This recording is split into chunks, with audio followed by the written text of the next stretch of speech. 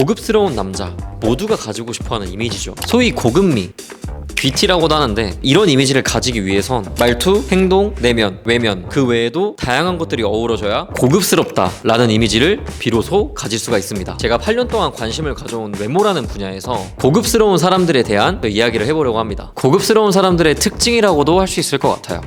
첫 번째로 머릿결이 좋다. 가장 쉽게 고급미를 가져갈 수 있는 방법인데, 고급, 귀티 이런 단어들을 보면 어떤 이미지가 떠오르시나요? 이런 이미지가 떠오르지 않으세요? 옛날부터 실크, 비단은 귀족이나 양반들이 많이 사용을 했습니다. 실크의 가장 큰 특징은 은은한 광택이 나면서 부드러운 결을 가지고 있어요. 이 실크의 부드러운 결과 광택을 살릴 수 있는 신체 부위가 바로 머리카락입니다. 부드럽고 은은한 광택이 있는 머릿결은 고급스러움을 한층 더해줍니다. 동네를 돌아다니다 보면 강아지들이 막 산책을 해요. 관리가 잘 되고 이쁜 강아지들을 보면 털 관리가 굉장히 잘 돼 있어서 윤기가 납니다. 그 관리 잘 되고 윤기 있는 털이 자연스럽게 고급스럽다는 느낌이 들더라고요. 강아지만 해도 털을 관리해주면 고급스러운 느낌이 납니다. 이거랑 똑같이 지나다니다 보면 고급스러운 사람들은 이 머릿결이 관리가 잘 돼 있더라고요. 머릿결을 관리하는 방법은 우측 상단에 영상을 만들어 두었으니까 고급스러운 머릿결을 가지고 싶으시다면 한 번쯤 시청해보시면 좋을 것 같아요. 두 번째로 피부결이 좋다. 앞서서 머릿결이 좋으면 고급스러워 보인다 라는 말씀을 드린 것과 같이, 우리가 좋은 피부를 볼 때 피부가 비단결 같다 라고 이야기를 많이 해요. 울퉁불퉁하고 각질이 많은 피부보다는 매끄럽고 부드러워 보이는 피부가 훨씬 고급스러워 보이더라고요. 유튜브에 피부결이라고 쳐보면 영상이 엄청 많이 나오는데 대부분 여자 뷰티 유튜버분들이에요. 그만큼 여성분들은 피부결이 중요한 걸 알고 관심이 많습니다. 그에 반해서 남성분들은 모릅니다. 유명 연예인이나 고급스러운 남자들을 보면 피부결이 진짜 좋습니다. 이거는 하루아침에 바뀌는 부분이 아니어서 꾸준히 관리해 주셔야 되는 부분인데 생각보다 쉽게 관리할 수 있어요. 오히려 시간이 별로 안 듭니다. 피부결이 안 좋다는 게 결국 각질들이 얼굴에 남아서 이 표면이 울퉁불퉁하게 보여서 매끄럽지 않아 보이는 겁니다. 주기적으로 각질 제거만 해주셔도 충분히 좋은 피부결을 가질 수 있어요. 간단하게 각질 제거하는 방법 몇 가지를 말씀드리면, 하나는 토너 패드 사용하기. 이렇게 토너 패드로 닦아줌으로써 가볍게 각질 제거가 됩니다. 그리고 나머지 하나는 각질 연화제 사용하기. 그리고 필링 젤이나 클레이 마스크, 여러 가지 방법들이 있는데 이 두 가지가 가장 간단한 방법이고, 각질 관리 방법은 제가 쇼츠로도 간단하게 만들어 놨어요. 그리고 가을철 넘어가면서 진짜 중요한 관리 중에 하나가 각질 관리여서 조만간 영상으로도 하나 만들 예정이니까 조금만 기다려주세요. 그리고 세 번째로 목소리가 안정적이다. 제가 봤을 때 고급스러웠던 사람들, 그리고 실제로 만나봤을 때 고급스러운 사람들은 목소리 톤이 굉장히 안정적이었습니다. 목소리가 좋은 것과는 좀 별개예요. 그거는 타고나는 영역이다. 목소리 톤이 안정적이다 라는 게 어떤 느낌이냐면, 예전에 제가 유튜브를 찍을 때는 억지로 톤을 막 올리고 그랬어요. 흔히 억텐이라고 하죠. 네, 여러분 안녕하세요,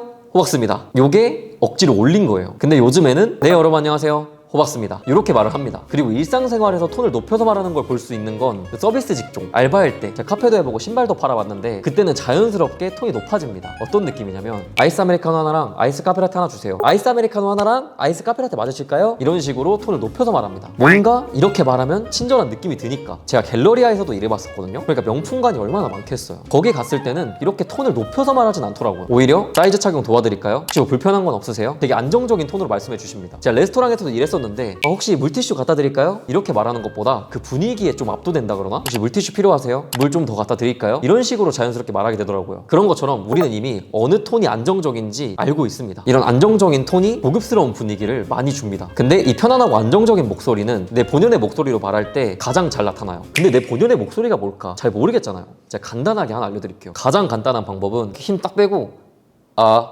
이게 내 진짜 목소리입니다. 그리고 한번 신경 써서 이 톤으로 말을 해보세요. 그러면 목에 스트레스가 진짜 덜합니다. 목이 아프지가 않아요. 보통 우리가 말할 때 목을 되게 째서 말았거든요. 그러니까 목에 힘이 들어갈 수밖에 없어요. 그러니까 목에 스트레스가 굉장히 많이 받는데, 그냥 이렇게 편안하게 말하면 핏줄도 안 생기고 편안하고 진짜 목이 하나도 안 아픕니다. 목소리가 본인만의 악기라고 그러잖아요. 고급스러운 레스토랑이나 이런 장소에 가보면 재즈나 클래식같이 안정적인 노래가 나오는 것처럼 목소리라는 악기를 편안하게 연주해보면 듣는 사람으로 하여금 편안하고 고급스러운 느낌을 줄 수 있을 거예요. 너무 급하지 않게 본인만의 목소리로 말해보시는 것도 좋을 것 같아요. 그리고 추가적으로 좀 더 고급스러워질 수 있는 화법은 비속어나 좀 밈 같은 것들, 그런 거를 조금 줄이면 좀 더 고급스러운 느낌을 주는 것 같기도 하더라고요. 그리고 네 번째는 옷이 단정하다. 길을 지나다니다 보면 고급스럽다, 귀티난다, 이런 사람들 옷이 굉장히 단정합니다. 옷을 잘 입는 것과는 조금 달라요. 옷이 주름이 없고 단정하고 깔끔합니다. 정확하게 말하면 깔끔하게 관리를 하는 거죠. 정말 간단하게 옷을 단정하게 관리하는 방법은 첫 번째로 다림질입니다. 저도 매일 다림질을 하진 않아요. 소개팅이나 뭐 미팅 이런 거 있을 땐 다림질을 꼭 해주시는 거 추천드려요. 특히 요즘에는 건조기도 많이 사용하는데 그럼 옷에 주름이 많이 진단 말이에요. 근데 이런 거를 입고 다니면 되게 후줄근해 보이고 깔끔해 보이는 인상을 주기 어렵습니다. 중요한 자리에서는 다림질을 꼭 한번 해주시길 추천드리고, 요즘에 이런 핸드 스팀 다리미도 많이 나오거든요. 이런 다리미로